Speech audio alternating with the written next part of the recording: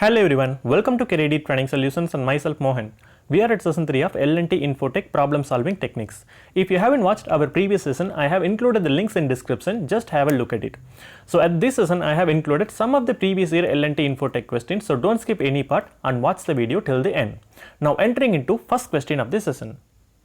A sum of 1360 rupees has been divided among A, B, C such that A gets 2/3 of what B gets and B gets 1/4 of what C gets. Find the share of B. This is our question. We know this question belongs to ratios and proportion. Okay, we totally have 1360 rupees and we have to divide this amount to A, B and C. Okay, A gets 2/3 of what B gets. So we can say A's amount is 2/3 of B's amount. So we can write A by B equal to 2 by 3. Similarly, B gets 1/4 of what C gets. So B is 1/4 of C. Now we can write B by C is 1 by 4. Now we found A is to B and B is to C. So write separately. A is to B equal to 2 is to 3 and B is to C equal to 1 is to 4. Now with this we can find A is to B is to C. Okay, how to find A? 2 into 1 we get 2. So this is A. To find B, 3 into 1 we get 3. To find C, 4 into 3, 12. Now we found the share of A, B and C is 2x is to 3x is to 12x. So totally how many parts are here? 2 plus 3 plus 12, 17 parts.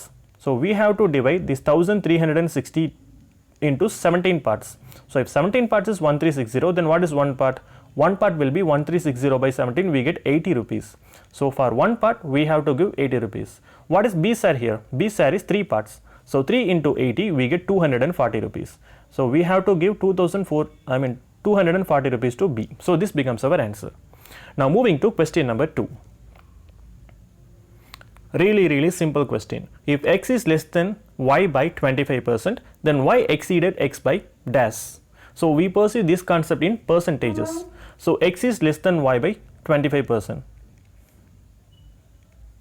So x is 25% lesser than y. Y is how many percentage higher comparing to x. So we already pursued a short trick. So how we can write 25%? So we can write 25% as 1 by 4. Right. So x is 1 by 4 lesser comparing to y. Y is how much higher comparing to x. So this is lesser fraction. So this should be definitely higher fraction. So how to increase a fraction? You have to keep the numerator as it is. Instead decrease the denominator. So you have 4 in denominator. So decrease 1 from denominator because in numerator you have 1. So 4 minus 1 you get 3. So what is 1 by 3? 33.33%. So x is 25% less than y and y is 33.33% higher comparing to x. So this becomes our answer. Now moving to question number 3. An empty bucket was filled with A type of water. When the bucket was half empty, it was filled with B type of water. Again when the bucket was half empty, it was filled with A type of water. When the bucket was half empty again, it was filled with B type of water. What is the percentage of B type water at present in the bucket?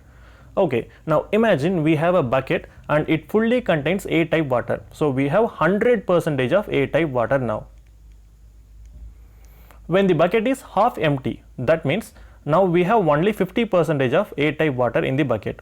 During this time, we are filling the remaining bucket with B type of water. So we are filling with 50% of B type water. Now we have 50% of A and 50% of B. Again when the bucket was half empty, so again we are emptying the 50% from the bucket. That means 25% from A will go and 25% will B will go. So 25% of A and 25% of B is rest in the bucket now.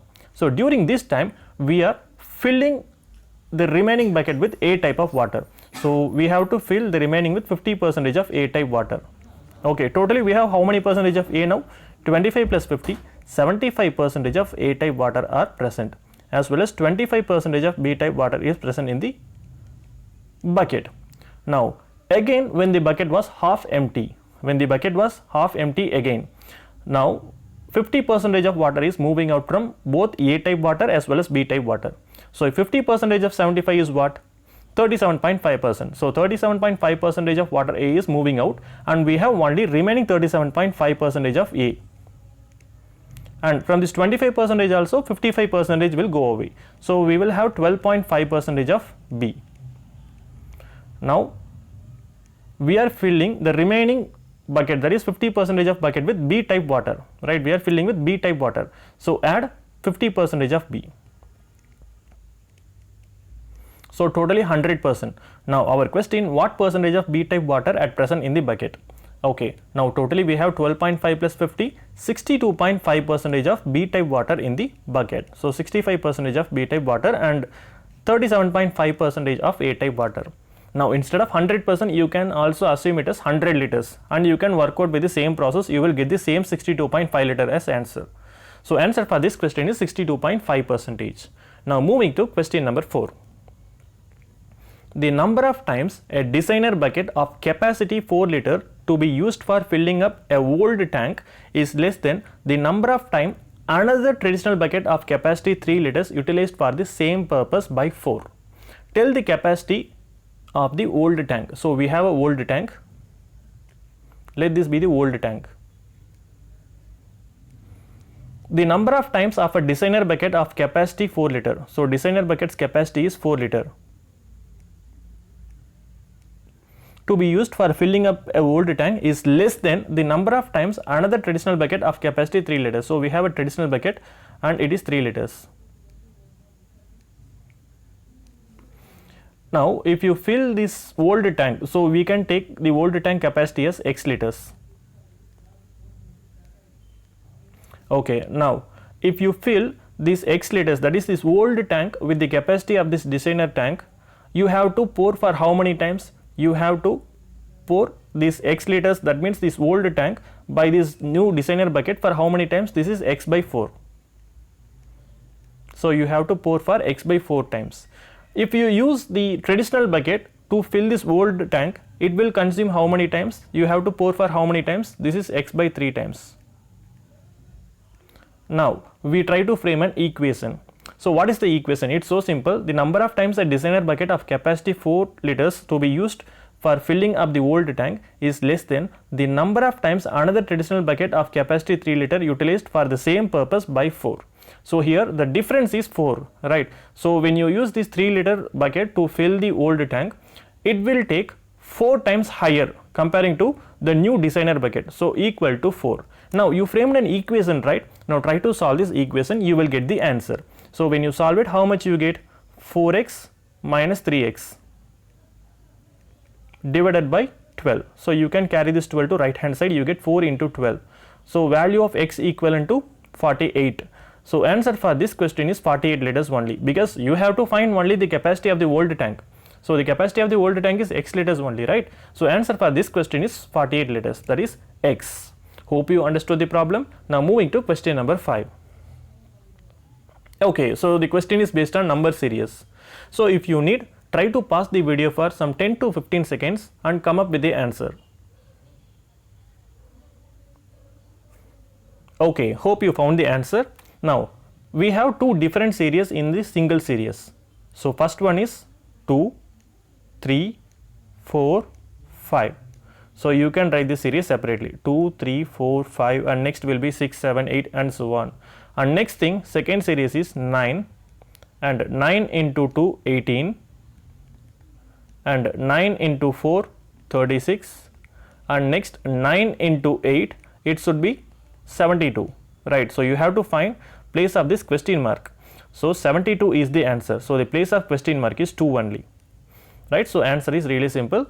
Now you have to segregate this single series into two different series. So first series is in ascending order, and second series we are trying to find the uniformity, right? So 9, 9 into 2, 9 into 4, 9 into 8, 9 into 16 and so on. So answer for this question is 9 into 8, 72. So question mark value is 2. This becomes our answer. Now moving to question number 6. In a class, 8% of total students are interested in football. So in football, how many percentage are interested? 8%. 4/5 of the total students are interested in cricket. So for cricket, 4/5 of the total students are interested. So what is 4/5 of 100%? We know it is 80%. 10% of the total students are interested in basketball. So for basketball, we have 10% of the total number of students. And remaining 20 students are not interested in anything. So not interested candidates are how much? 20 students. So this is given in number. Now out of 100 percentage, 8 plus 80 plus 10. So 98 percentage gone. So out of 100 percentage, remaining is only 2 percentage. So this 2 percentage is the number of candidates who don't like any games. So if 2 percentage is 20, then what is 100 percentage? So we have to find only 100 percentage, right? So if 2 percentage is 20 students, we have to find total number of students. So total number of students is 100 percentage. So 100 percentage equal to x. When we cross multiply, we get x value equivalent to 1000. So answer for this question is, in the class we have 1000 students. Hope you understood the problem. Moving to question number 7. Okay, this question is based on time, speed and distance. Disha drives a car at an average speed of 48 km per hour and reaches her destination in 6 hours. Himanshu covers the distance in 4 hours. If Disha increases her average speed by 8 km per hour and Himanshu increases his average speed by 4 km per hour, then what will be the difference in time taken by them to reach their destination? Okay, now Disha's speed is 48 km per hour and she reaches the destination in 6 hours. So with this we can find the total distance, right? So distance equal to speed into time. So that is 48 km per hour into 6 hours. So the total distance is 288 km. Now Himanshu covers the same distance in 4 hours. So with this we can find speed of Himanshu, right? So speed equal to distance by time. So here we know the distance is 288 km. And what is the time? He will cover in 4 hours itself. That is, his speed is 72 km per hour. Okay, now if Disha increases her average speed by 8 km, now her actual speed is only 48. Now she have to increase the speed by 8 km per hour. So this will be 48 plus 8, 56 km per hour. And Himanshu increases his average speed by 4 km per hour. So Himanshu's speed should be how much? 72 plus 4, that is 76 km per hour. Then what will be the difference in time taken by them to reach their destination?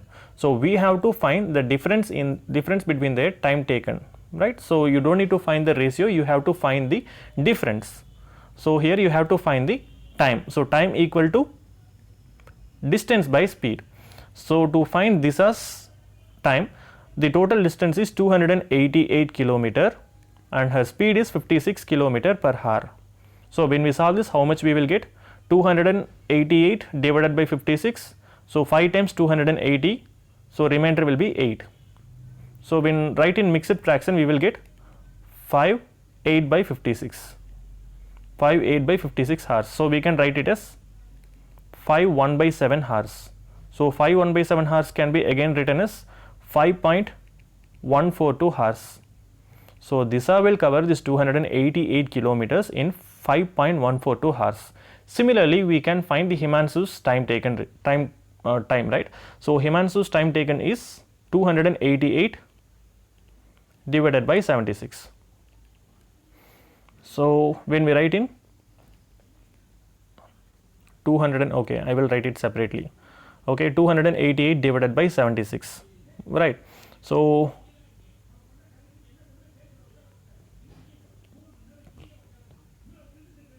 we shall zoom it little.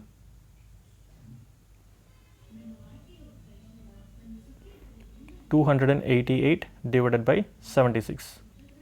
So we can write it for 3 times. So 3 times 8, 22 and 60, right?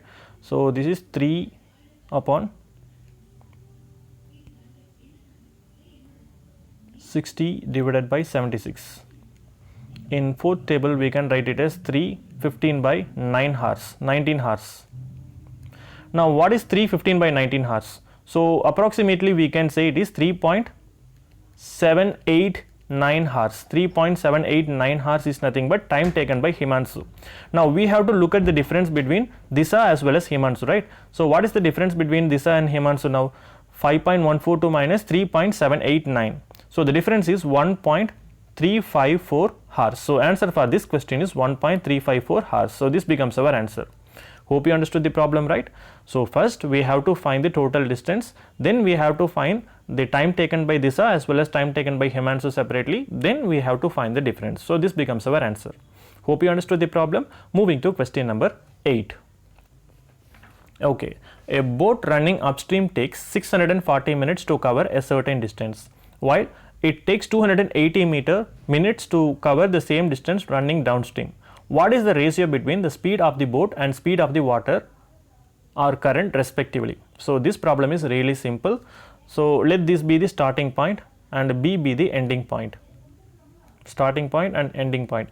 A boat running upstream takes 640 minutes, right, from B to A. That is, while moving in upstream against the stream, it takes 640 minutes. When it runs along the stream, that is downstream, it takes 280 minutes. Now we know the time taken ratio of upstream and downstream. So 640 is to 280. So 640 is to 280 can be written as 32 is to 14. 32 is to 14 can be further written as 16 is to 7. So this is time taken ratio of the boat in upstream and downstream. So with this we can find the speed ratio, right? So upstream speed and downstream speed will be in the ratio. We know time is inverse to speed. So we can write it as 7 is to 16. Now we have to find speed of the boat as well as speed of the current. So what is speed of the boat? Speed of the boat equal to half of upstream speed divided plus downstream speed. So what is the upstream speed here? 7 and downstream speed 16. So 7 plus 16 you get 23.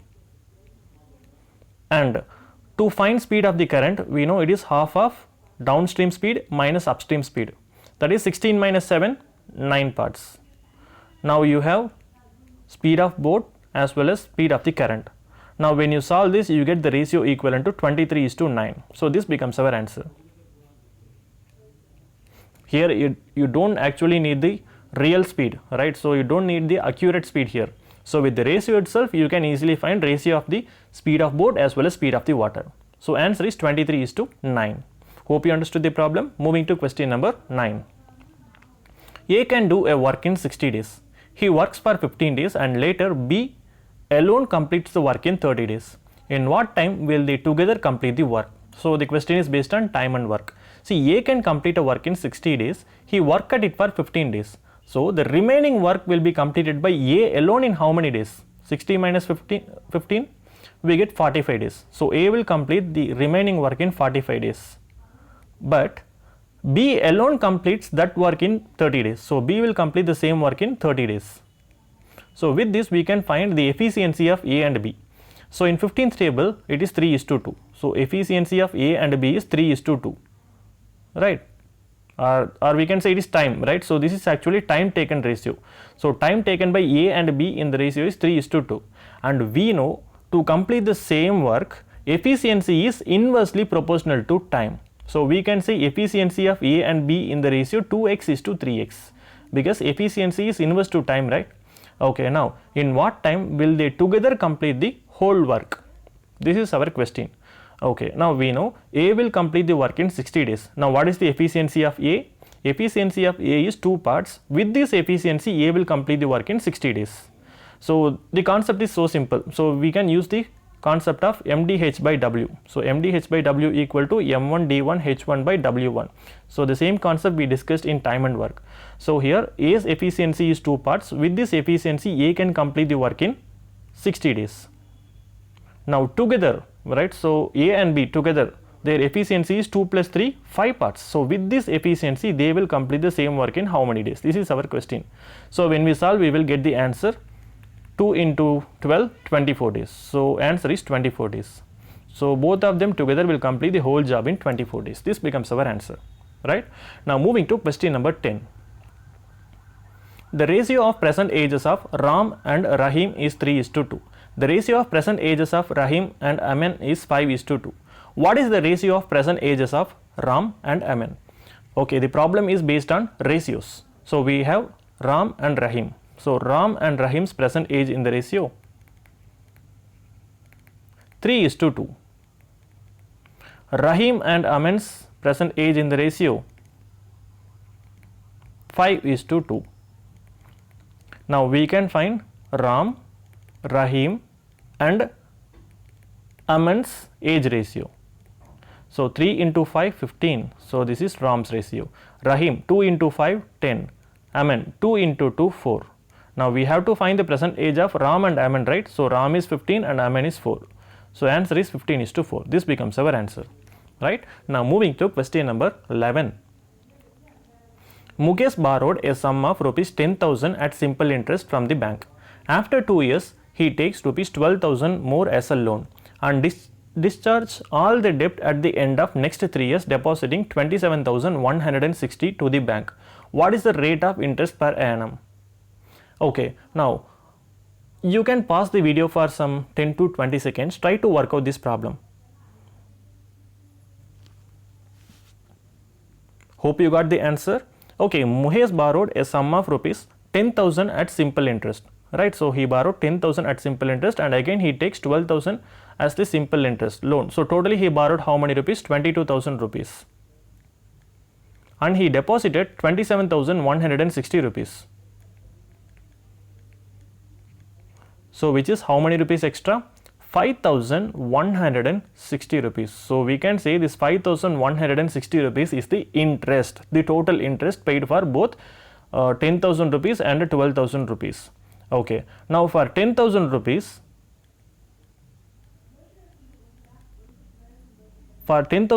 he paid the interest for totally 5 years, right? See, for 10,000 rupees, after 2 years only he borrowed 12,000 rupees. After borrowing 12,000 rupees, another 3 years only he totally settled all the debts. That means he paid interest for this 10,000 rupees for 5 years. Since we don't know what is the rate of interest, we can take it as R, PNR by 100, right? And for this 12,000 rupees, he paid the interest only for 3 years. That is same rate of interest, R. So totally he paid how much interest? 5,160. Now just cancel this, you will get the answer. So 500 R plus 360 R equivalent to 5,160. So it is 860 R equal to 5160. So we can say rate of interest is equivalent to 6%. Now we have to find the rate of interest per annum, right? So rate of interest per annum is 6%. So this becomes our answer. Hope you understood the problem. Now moving to question number 12. A sum of 2,900 amounts to 3422 in 3 years. Had the rate of interest be 3% higher, then what would be the sum amount in same period? Okay, now since compound interest or simple interest is not provided, we have to take it as simple interest, that is standard. Now 2,900 is the amount you borrowed. For this 2,900 rupees, you paid 3,422, and this happened in 3 years, right? So in 3 years, the sum amount to 3,422, right? Okay, now what is the total interest you got? So 3422 minus 2,900, you got 522 rupees. So 522 rupees is nothing but simple interest that you obtained in 3 years. And we know simple interest equal to PNR by 100. So here the principal is 2,900 and number of years is 3. Since we don't know what is the rate of interest, into R divided by 100. So when we solve this, how much we will get? 0, 0 cancel, and 522 and 3. When you cancel this, you get 174. Right, so 174 divided by 29, we get rate of interest equivalent to 6%. But our actual answer is not 6%. What we have to find? Had the rate of interest be 3% higher than the actual rate of interest, so you have to add 3% with the 6%. Now the rate of interest is what? 9%. Now you have to find what will be the sum amount in the same time period for this 9%. So for this 2,900, if the rate of interest is 9% for 3 years, what is the total simple interest that you will get? So when you solve this, you get 9 into 3, 27, 27 into 9, 27 into 29, we get how much? 3 times 6, 783. So 783 is the total simple interest that you will get at the end of 3 years. But you have to find the sum, right? So sum means principal plus interest. So principal is 2,900 and interest is 783. So when you add it, you get 3683. So answer for this question is 3,683. See, when simple or compound interest is not mentioned, you have to take it as simple interest only. Hope you understood the problem. Now moving to question number 13. A cricket player whose bowling average was 24.85 runs per wicket takes 5 wickets for 52 runs in a match. Due to this, his average decreases by 0.85. What will be the number of wickets taken by him till the last match? Okay, see, a cricket player whose bowling average was 24.85 runs per wicket, and he takes 5 wickets for 52 runs in a match. Due to this, average decreases by 0.85. We know average equal to, right? So average is equivalent to total number of runs upon total wickets. And here the average is given as 24.85. 24.85 is nothing but the average provided for us, and since we don't know what is the total run, we can take it as TR, and total wicket we can take it as TW. Now he takes 5 wickets for 52 runs in a match, right? So he takes 5 wicket extra for 52 runs, so that the average decreases by 0.85, right? So you can write it in this way. Now he takes 5 wickets in 52 runs, so average decreases by 0.85. So from this actual average, it decreases by 0.85. That means it becomes 24 when the total run increases by 52 and the total number of wicket increases to 5, right? So total wicket plus 5. Now totally you got how many equations? 2 equations, right? Now actually you have to find total number of wickets. So if you want to find total number of wickets, you can write total runs equal to 24.85 into TW. Now substitute this value here, you will get the total number of wickets taken by him till the last match, right? Okay, now when you substitute this in the second equation, you will get 24.85 TW plus 52 divided by TW plus 5 equivalent to 24. Now solve this, you get 24 TW plus 5 into 24, 120 equal to 24.85 TW plus 52. So it is 120 minus 52, it is 68 equivalent to 0.85 TW. So TW equal to 68 divided by 0.85. So you can write it as 66,800 divided by 85. So the value is equivalent to 80. Now wait, you have to find what will be the number of wickets taken by him till the last match, right? So this is total number of this is total wickets, right? So this is total number of wickets before 5 matches. So here you have to add plus 5, right? Because at the last match he took 5 wickets, right? So it is 80 plus 5, 85. So answer for this question is 85 wickets. So this becomes our answer. Hope you understood the problem, right? Now moving to question number 14. The population of a city increases by 4% per year, but due to the migration it decreases by 1% per year. What will be the percentage increase in population in 3 years? See, actually it increases by 4%. Due to migration it decreases by 10%, I mean 1%. So first increases by 4%, because of migration it decreases by 1%. So actually it is increasing only 3% per year, right? For 3 years, what is the total percentage increase? So this is our question. Okay, so initially we have 100% population. Every year it is increasing by only 3%, right? So 103 by 100 into 103 by 100 into 103 by 100. Now when you solve this, you will get the answer, right? So 103 into 103 into 103, right? So when you multiply this, we get 1092727, and you have how many zeros at bottom? 4 zeros, right? Now from 100 it become 109.2727. So how many percentage increased? 9.27%, right? So we are stopping with 2 decimals. So it is 9.227% increase in these 3 years. Hope you understood the problem. Now moving to last question of the session. Present birth rate is 32 per 1000, right? So birth rate is 32 people out of 1000 people, while death rate is 11 per 1000. Death rate is 11 per 1000 candidates. What will be the percentage increase in rate of population? So birth rate is higher comparing to death rate, right? So 32 minus 11, we get 21. So 21 people is increasing out of every 1000 people. So this 21 is how many percentage of 1000? We get 2.1%. Okay, so the population increase So the rate of population increase is 2.1% and this becomes our answer. Hope you understood all the problems of this session, right? So if you have any doubt, please pass it on comment section. Else if you found some other different shortcut related to the problems that we have solved, please don't hesitate to put it on comment section below. And if you understood something new, please like the video and share it to your friends.